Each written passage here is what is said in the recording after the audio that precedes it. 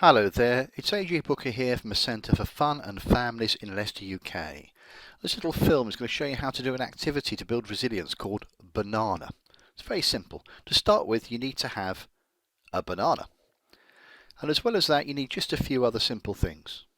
Basically, a piece of A4 paper, a piece of A3, and a chunky marker to draw around the banana on the paper. To start with, you say to the people, look, here's this banana, here's this piece of paper. How many times do you think I can draw around it without overlapping or going over the page? And they'll say 4, 5, 6, whatever. And then you get them to actually try it. So they predicted it, they've thought about it. Then you say to them, why don't we try it with A3? It's twice the size, therefore is that twice the number of bananas? Then get them to actively try it themselves. And what they'll find is the same banana, you'll get it on more than twice because of more efficient space packing.